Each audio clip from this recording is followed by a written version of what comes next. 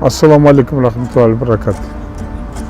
Мен Қызылорда қаласынан келіп отырмын Алматыға.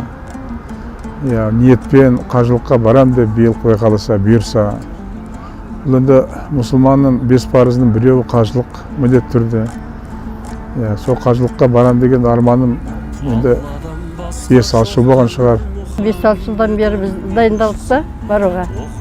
Балдарымызбен келісіп, жағдай көтергесін ғой енді бәрі болатын. Балдарымыз барып қайтыңыздар, бәрі бар, еш нәрсені ойламаңыздар, барып келіңіздер дегенге осы биыл бізге нәсіп етіп тұрған шығар. Қажылыққа енді қуанышпен барайық деп тұрмыз ғой. Қасиетті Құран түскен жер, пайғамбарымыздың жатқан жеріне әрбір адамның өзінің маңдайын тіреу керек, бару керек. Осы міндетімізді орындасақ, оған дейін әйтеуір қолымыздан келгенше намазымызды оқып жүрміз, пітірімізді беріп жатырмыз, жұма намазымызға барамыз. Қажылыққа барған кісілерге мен жол болсын деймін, ақ жол.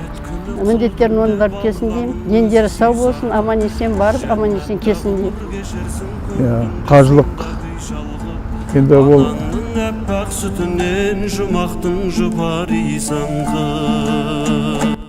Қажылыққа реті келсе барыңдар ағайындар. Алланың бары ақиқат танитын соны ілім бер. Лә иләһә деп жас ұрпақ намазбен хақтың нұрын көр. Пайғамбар салған ізбенен жаңылмай жолдан жүріңдер. Тұрағың болған жалғанда жұмағың болмас жұмыр жер. Тіршілік еткен пендеңе құлшылық етер ғұмыр бер.